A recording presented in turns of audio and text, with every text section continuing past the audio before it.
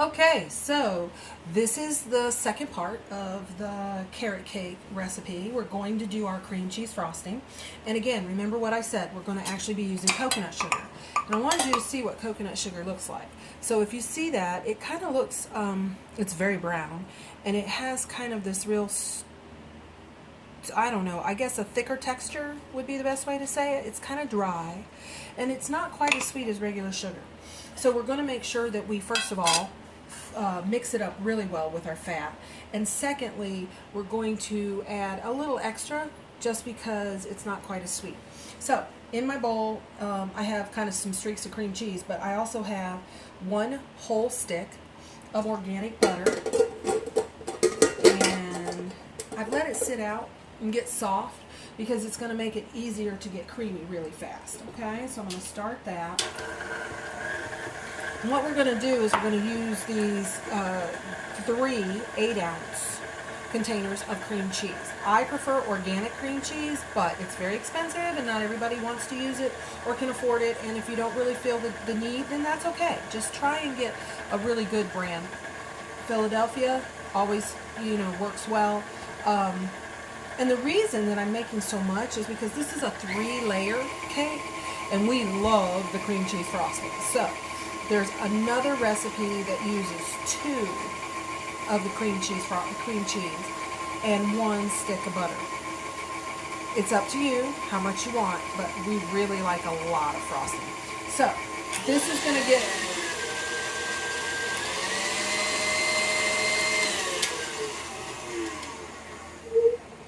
okay. We want to keep our butter. If you get it a little softer, it's better, but you know what? Not too soft, because the too soft means that you're going to end up with really soft frosting, and then you're going to have to put it in the refrigerator, thicken it up, and kind of start all over again. So what we definitely want is at least 1 cup of sugar, okay? I'm going to taste this as I go along and make sure we get enough, and then I'll be able to tell you. But we're going to go ahead and start working our fat and our sugar together, and then we'll go ahead and add our cream cheese in, which will give us additional fat to work our sugar with. Because the more we work our sugar with the fat, the easier it will be to melt down that sugar and break up that granule texture. Because we don't want a crunchy frosting. It's going to be brown, and Jeffrey knows that. It's okay, but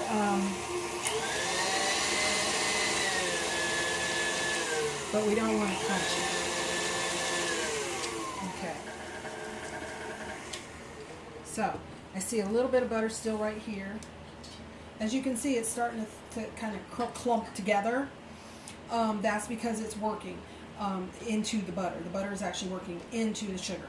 That's a good thing, but it's going to take us a little bit of time. This frosting might be a little more labor intensive than, not really labor intensive, for the mixer, I guess, but it would take a little bit longer to blend because of the sugar. Now, right about now,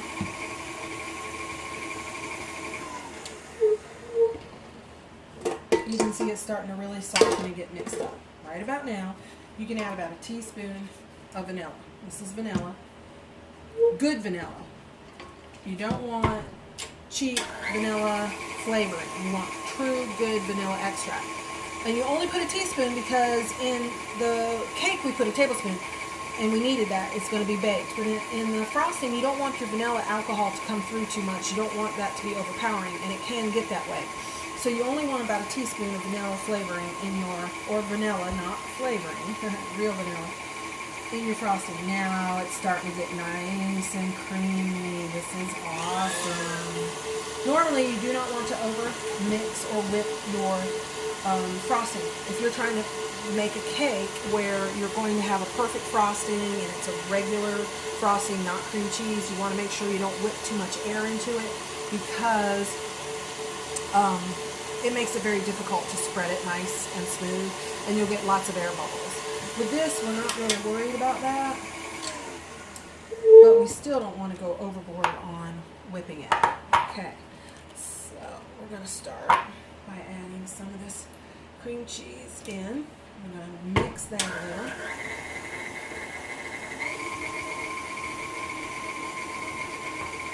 What are you doing back there, Jeffrey? He's trying to get in so he can get a bite. That's what he's doing, but he can't. Not yet. I get to lick a beater though, don't I? I don't know. We'll see. The bowl too, right? I don't know. Maybe you can lick the bowl. Maybe you can't. We'll see. See how much we have. See how nice I want to be on your birthday. Okay. So I'm going to add a little more cream cheese.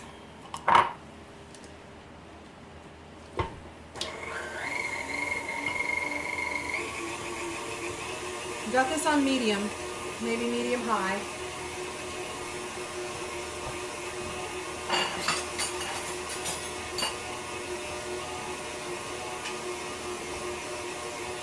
I want you to see, this is what the cakes turned out. They're very dark, but they're really nice and rich. They came out perfect. You see the height of them is about half the height of the pan. That's what you want when you want a 3-layer cake. All of them turned out like that, and I'm going to show you how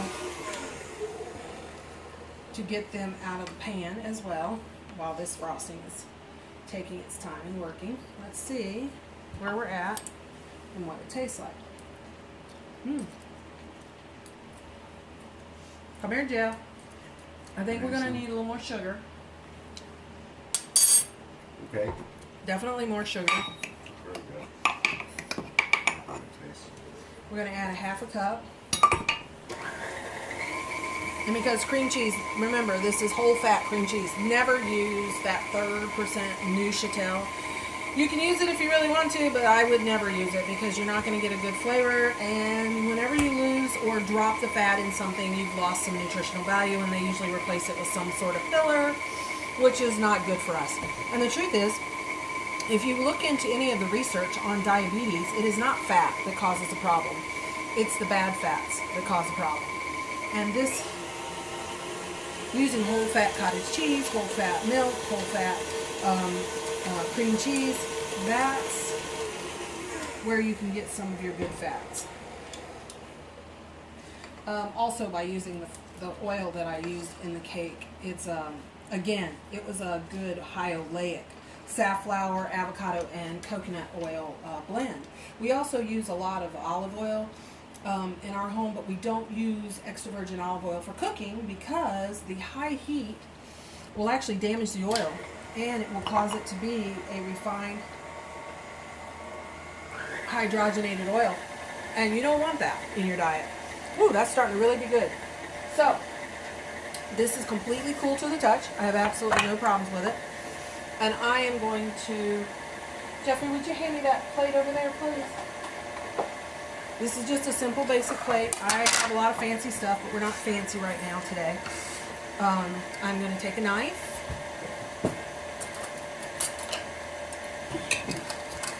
And I'm going around the edge. And if this works the way it should work, you're going to hear a pop because I'm going to slam the cake down. But it should work and come out real easy. Ta-da! See? No problem at all. Told you. Okay, so this is beautiful. I'm very, very happy with that. See? No cracks, no splits. Everything's gorgeous. Now, I want to get the last of my cream cheese in here. And this is good. He's liking it. He says, "Ooh, so good, so good, so good."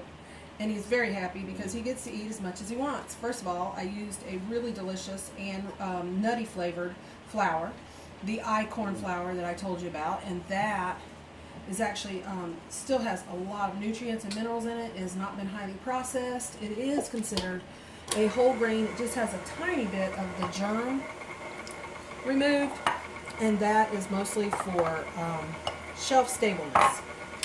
Because when you leave the germ on, you actually, unfortunately, you shorten the life of the flour. And so you can see all this the way it is. It's starting to look it's looking really creamy and brown. And this is really going to be interesting because I've never fully made a frosting for him that's fully brown like this. So it's going to be neat. And I want it to get nice and creamy, and it appears to me that it might be a little thick. So I may end up adding just a little bit of cream to it, and that's perfectly fine because I don't like to add cream normally. I think that it makes the frosting too soft. Then you got to end up putting it in the refrigerator, firming it, hoping that it'll firm back up. And we don't want to have to deal with that. So we're going to let this work for a little bit till it gets nice and soft and creamy.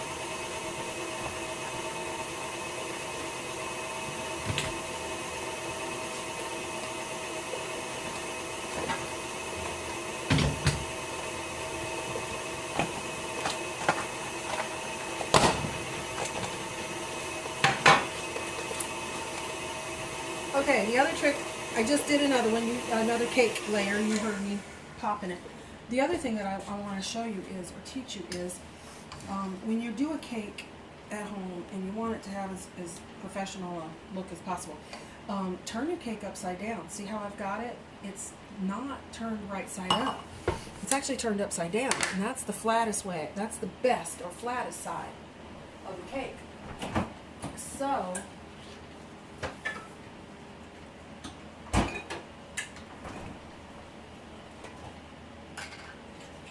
okay, so I'm just going to add probably about a tablespoon of whole milk, organic whole milk, just because I want this to soften up some. These cream cheeses weren't really room temperature. The butter was, but the cheese wasn't. And I'm going to let you see this. Okay, it's still sticking inside the whisk, but you see how it's starting to come off nice and easy. Now I like that, but it still needs to be a little bit more spreadable. So again, I'm only going to add a tablespoon of whole milk to it. Okay, if you've got half and half, whipping cream, any of that, no big deal. It's perfect. So, but right now we have whole milk. So add about a tablespoon more.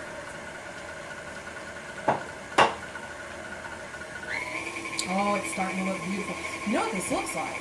This looks like a brown sugar caramel frosting or a cappuccino frosting. Oh, this would be so delicious if you added espresso powder to this, like your instant espresso or instant coffee, and made like a mocha frosting and using this sugar. It would be so awesome. That'll be our next project. Maybe we'll make chocolate cupcakes and with espresso frosting. Oh, does that sound good? Oh, yeah. And we'll make it diabetic friendly. Won't that be awesome? Now this is starting to look beautiful. Oh, I love it. It reminds me of like dulce leche. When my friend, I have a wonderful friend back in Rochester who is Puerto Rican, and she is the one who taught me about caramel milk, or and it's referred to as dulce leche, and oh, so delicious. I love it. And still real thick. So I just want to add, so total, this is going to be about 3 tablespoons of milk total, and I have a feeling that's going to be perfect. I also want to have some chopped nuts to put on the top for decoration.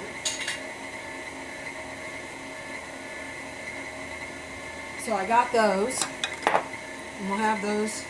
Oh, this is beautiful, and yes, I was right. Oh, this is beautiful. See how nice and creamy that is? Oh, that's gorgeous. Okay, yeah, fell right off. That was beautiful. That's exactly what I wanted. Okay. Oop, made a mess. Here you go, Mr. Jeffrey. Thank you. I'll make him do the dishes on his birthday. Oh, look how beautiful that is.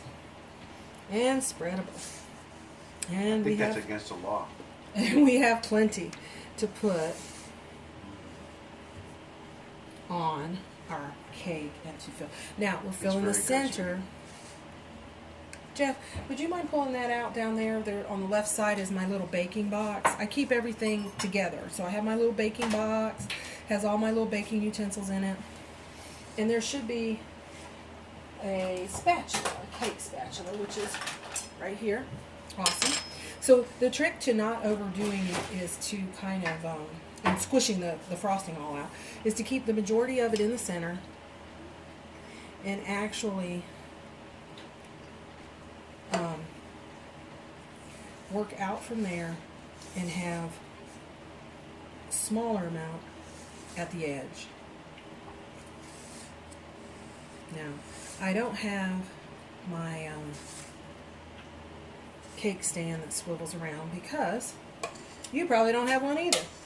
So, I'm trying to make this for every average person that is out there that wants to do this, but doesn't have all the fancy gadgets that a baker has.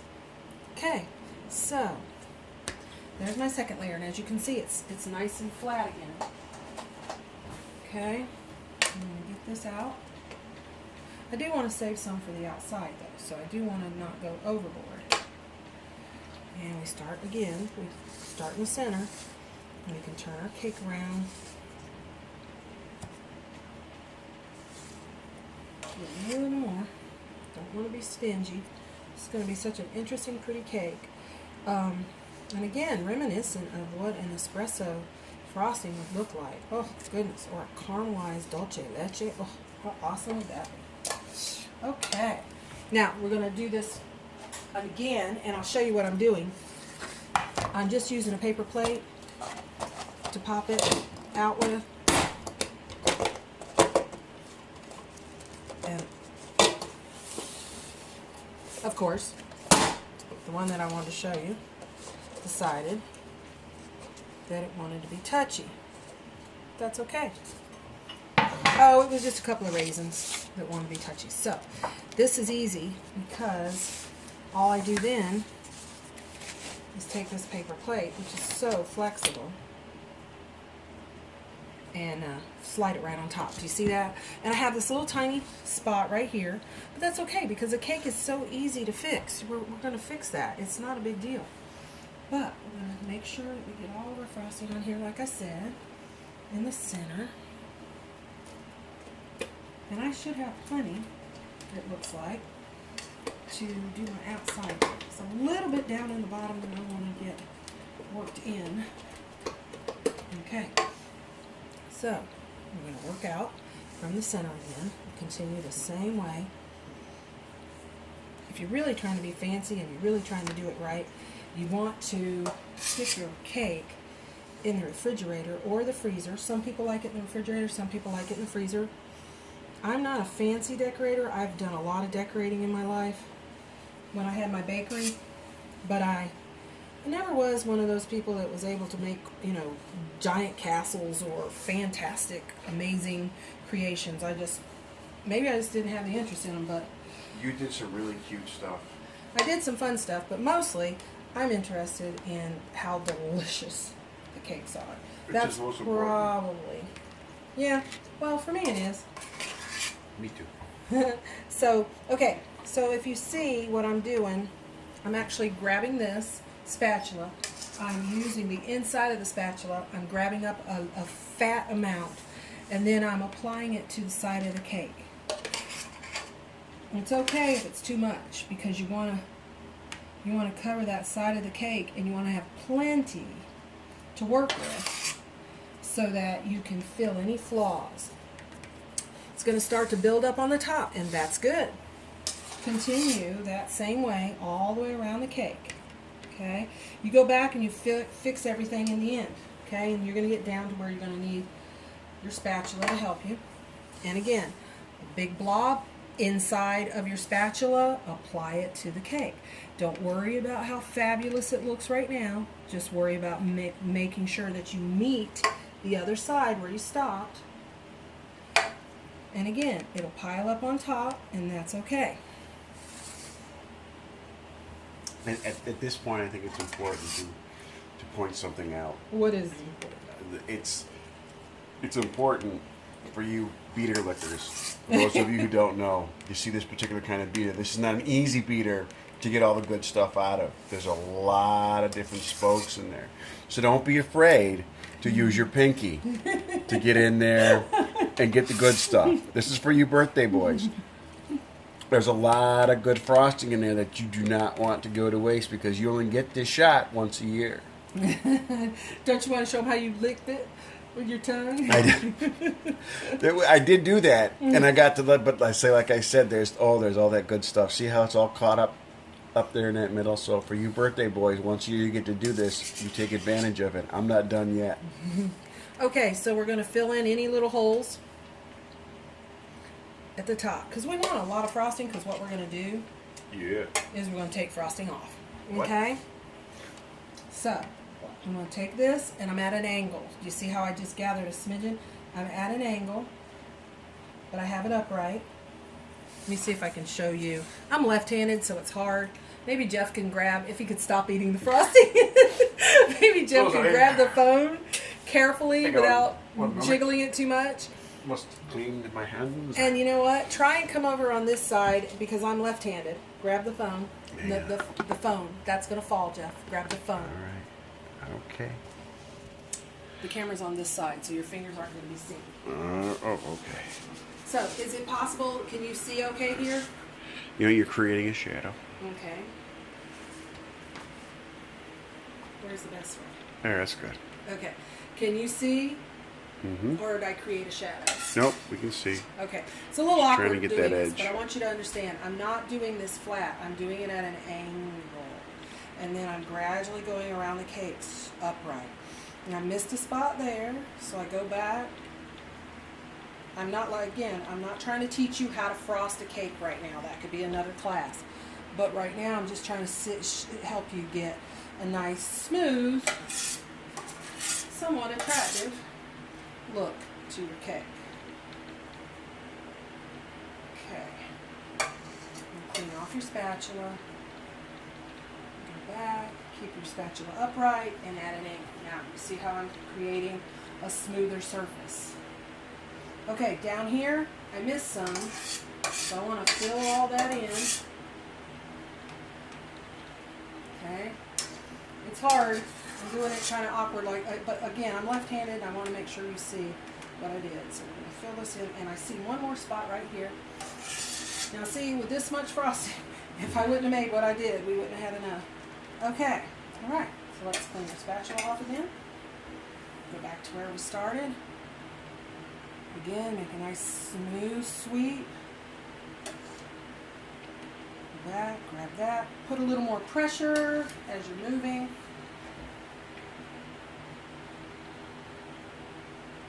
Okay. A little bit of a hole right here. A little bit of a hole right here. And the spatula. Okay. So, again, this isn't perfect, but it's pretty much what we want for a family little thing. Okay, take the back of your spatula. Take the back of your spatula. I'm going to wipe your spatula off now. Take the back of your spatula, start at the edge, and come to the center. Wipe off your frosting. Do it over and over again. Okay? Again, we're not trying to make a perfect picture here because that's another class. And much more involved and detailed. To be honest, I'm not necessarily the right person to teach you that. Okay. Now, we're going to start here, and we're just going to go around the cake. Make sure it's all even. You can see the little pieces of sugar that haven't quite melted. And that's okay because I'm sure it's going to be fun for Jeff. So also, we're going to take a nice clean towel. We're going to clean the edge off. And again, you can use a big, pretty, I have lots of beautiful things, and sometime I'll use them. And I even have a beautiful old crystal cake stand that was my mother's, and I'll probably pull that out and put this on there. But for now, again, this is just for the home. Okay, so this is what we're going to do. And this is why we don't have to be quite so particular. I need to move to the other side so I can Okay. get Go out ahead of and move to the here. other side again. There. Then we're gonna avoid your. We're just going to sprinkle our chopped nuts all the way around the edge of the cake.